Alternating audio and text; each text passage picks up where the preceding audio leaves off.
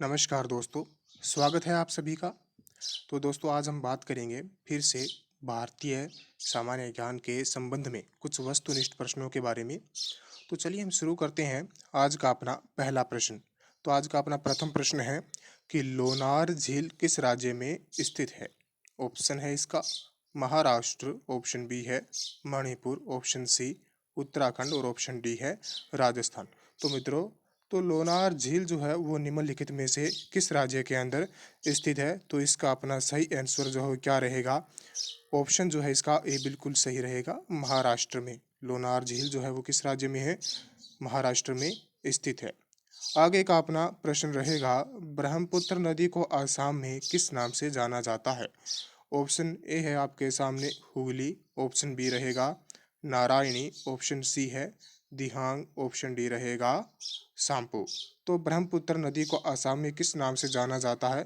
तो इसका अपना सही आंसर जो है वो रहने वाला है बिल्कुल ऑप्शन नंबर सी रहेगा दिहांग। क्या रहेगा, दिहांग जो है ब्रह्मपुत्र नदी को आसाम में इस नाम से जाना जाता है, जबकि चीन में इसे सांपो के नाम से जाना जाता है।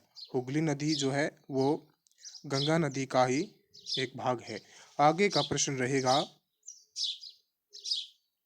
निम्न में से कौन सा दर्रा भारत को म्यांमार से जोड़ता है। ऑप्शन ए रहेगा शिपकिल्ला दर्रा, ऑप्शन बी रहेगा तुजू दर्रा, ऑप्शन सी रहेगा बुर्जिल दर्रा, ऑप्शन डी रहेगा भोरघाट दर्रा।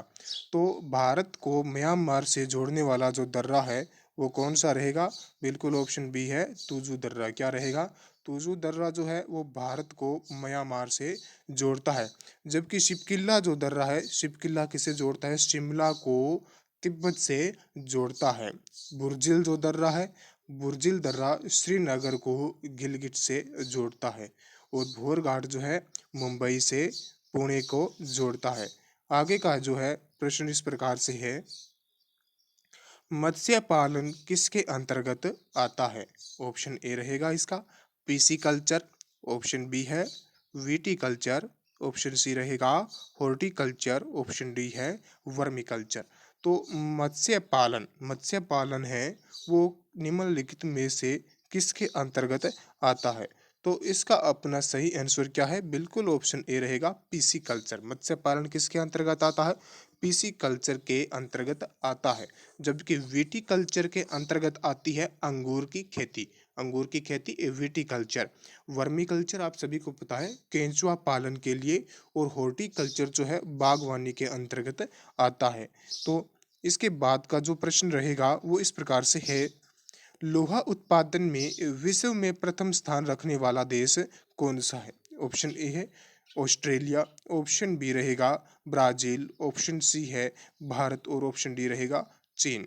तो निम्नलिखित में से जो लौह उत्पादन है, लौह उत्पादन की दृष्टि से विश्व में प्रथम स्थान रखने वाला देश कौन सा है। तो इसका सही आंसर बिल्कुल ऑप्शन डी रहेगा चीन। चीन जो है विश्व में लोहा उत्पादन में प्रथम स्थान रखता है। द्वितीय स्थान जो है ऑस्ट्रेलिया का आता है, तृतीय स्थान पर ब्राजील और चतुर्थ स्थान पर जो है वो भारत। उसके बाद जो है आगे का प्रश्न रहेगा, पाराद्वीप बंदरगाह किस राज्य में स्थित है। ऑप्शन ए पश्चिमी बंगाल, ऑप्शन बी रहेगा ओडिशा और ऑप्शन डी है केरल। तो आपको बताना है कि पाराद्वीप जो बंदरगाह है वो निम्नलिखित में से किस राज्य के अंदर स्थित है। तो इसका अपना सही आंसर बिल्कुल ऑप्शन बी रहेगा ओडिशा के अंदर। पाराद्वीप बंदरगाह जो है ओडिशा में आता है। तो इसके बाद आगे का प्रश्न रहेगा, भारत में ग्रामीण क्षेत्र में सर्वाधिक साक्षरता वाला राज्य कौन सा है। ऑप्शन ए है उत्तर प्रदेश, ऑप्शन बी है आंध्र प्रदेश, ऑप्शन डी रहेगा बिहार, ऑप्शन डी रहेगा केरल। तो भारत में ग्रामीण क्षेत्र के अंतर्गत जो सर्वाधिक साक्षरता वाला राज्य है वो कौन सा है। बिल्कुल ऑप्शन डी केरल रहेगा। केरल जो है ग्रामीण क्षेत्र में सर्वाधिक साक्षरता वाला राज्य है। उसके बाद शहरी क्षेत्र के अंदर अगर हम बात करें तो उत्तर प्रदेश जो है सर्वाधिक साक्षरता वाला राज्य है। आगे का प्रश्न है, मयूराक्षी परियोजना किस नदी पर है। ऑप्शन ए रहेगा आपका कृष्णा नदी, ऑप्शन बी रहेगा चिनाब नदी, ऑप्शन सी रहेगा मयूराक्षी, ऑप्शन डी है भागीरथी। तो मयूराक्षी परियोजना जो है वो निम्नलिखित में से किस नदी के ऊपर स्थित है? तो बिल्कुल ऑप्शन सी रहेगा मयूराक्षी नदी पर स्थित है मयूराक्षी परियोजना। अगर हम इसी के अंतर्गत बात करें तो मयूराक्षी परियोजना जो है पश्चिमी बंगाल की है। उसके बाद जो ऑप्शन रहेगा अपना कृष्णा जो है, कृष्णा नदी पर जो है वो नागार्जुन सागर परियोजना है। चिनाब नदी पर कौन सी? दुलहस्ती परियोजना। और भागीरथी नदी पर जो है वो टिहरी बांध परियोजना है। उसके बाद का जो प्रश्न है कि निम्न में से वह अभ्यारण्य जो उत्तर प्रदेश में स्थित है। ऑप्शन एक है दूधवा राष्ट्रीय उद्यान, बी रहेगा कार्बेट राष्ट्रीय उद्यान, सी रहेगा हजारीबाग वन्य जीव अभ्यारण्य, और ऑप्शन जो है डी रहेगा कान्हा राष्ट्रीय उद्यान। तो वह अभ्यारण्य कौन सा है निम्नलिखित में से जो उत्तर प्रदेश के अंदर स्थित है? तो ऑप्शन ए बिल्कुल सही रहेगा दुधवा राष्ट्रीय उद्यान। उसके बाद जो ऑप्शन बी है कार्बेट राष्ट्रीय उद्यान, तो ये राष्ट्रीय उद्यान कहाँ स्थित है? उत्तराखंड में स्थित है। ऑप्शन सी जो है हजारीबाग वन्य जीव अभ्यारण्य, ये जो है झारखंड में, और कान्हा राष्ट्रीय उद्यान मध्य प्रदेश में स्थित है। उसके बाद जो रहेगा प्रश्न अपना कि गारो खासी जयंतियाँ आदि जो जनजातियां हैं वो किस राज्य में पाई जाती है? तो ऑप्शन ए रहेगा मेघालय, ऑप्शन बी जो रहेगा वो रहेगा आपका मणिपुर, ऑप्शन सी है पश्चिमी बंगाल, और ऑप्शन डी रहेगा अरुणाचल प्रदेश। तो गारो खासी जयंतियाँ आदि जो जनजातियां हैं वो बिल्कुल मेघालय में राज्य में पाई जाती है। और इसी मेघालय राज्य में गारो खासी जयंतियाँ पहाड़ियाँ भी पाई जाती है। तो इसके बाद का जो प्रश्न रहेगा अपना कि भारतीय रिजर्व बैंक की स्थापना कब हुई थी? तो ऑप्शन ए है 1 जुलाई 1955, ऑप्शन बी रहेगा 1 अप्रैल 1935, ऑप्शन जो है सी रहेगा 2 अक्टूबर 1975, ऑप्शन डी है 1921 में।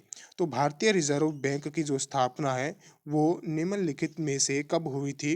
तो इसका जो सही आंसर है ऑप्शन बी बिल्कुल सही रहेगा। उसके बाद में 1 जुलाई 1955 को जो है वो भारतीय स्टेट बैंक की स्थापना दिवस है। भारतीय स्टेट बैंक की जो स्थापना हुई थी 1 जुलाई 1955 में हुई थी। और 2 अक्टूबर 1975 को क्षेत्रीय ग्रामीण बैंक की स्थापना हुई थी। और 1921 में इंपीरियल बैंक ऑफ इंडिया की स्थापना हुई थी।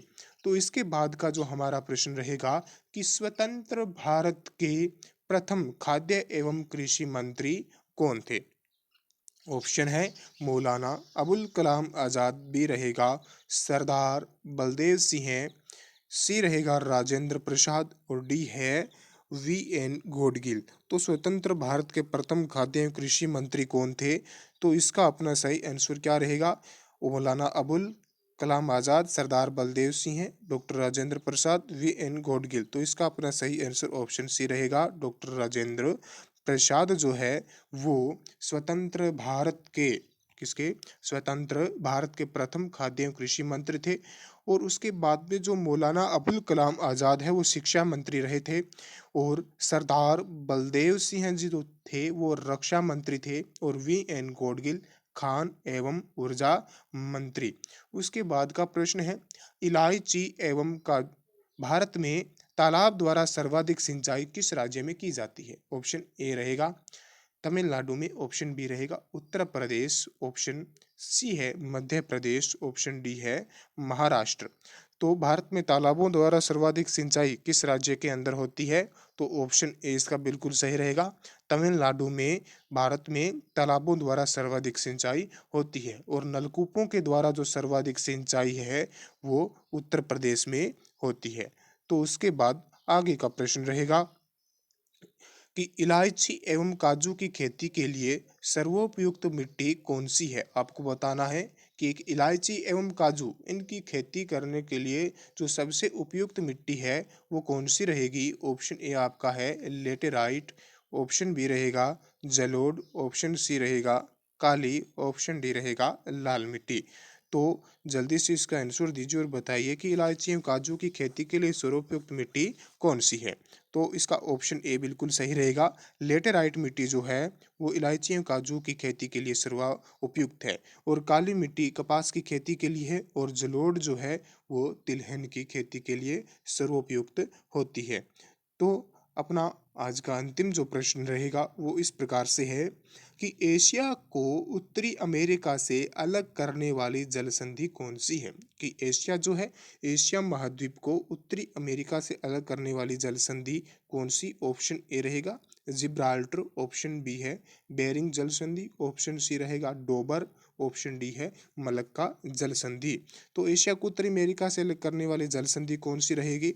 तो इसका अपना जो सही आंसर रहेगा वो क्या रहेगा, बिल्कुल ऑप्शन नंबर जो है बी इसका सही रहेगा। बेरिंग जल संधि जो है वो एशिया को उत्तरी अमेरिका से अलग करती है। उसके बाद ऑप्शन ए में जो लिखा हुआ है जिब्राल्टर, अगर हम जिब्राल्टर जल संधि की बात करें तो यूरोप को अफ्रीका से जो अलग करती है वो जिब्राल्टर जल संधि।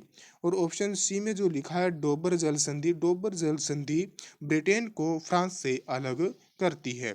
और मलक्का जो जल संधि है वो मलाया व सुमात्रा इन दो देशों को अलग करती है। तो दोस्तों आज के लिए इतना ही। आज की क्लास आपको कैसी लगी हमें कमेंट बॉक्स में ज़रूर बताना। धन्यवाद दोस्तों।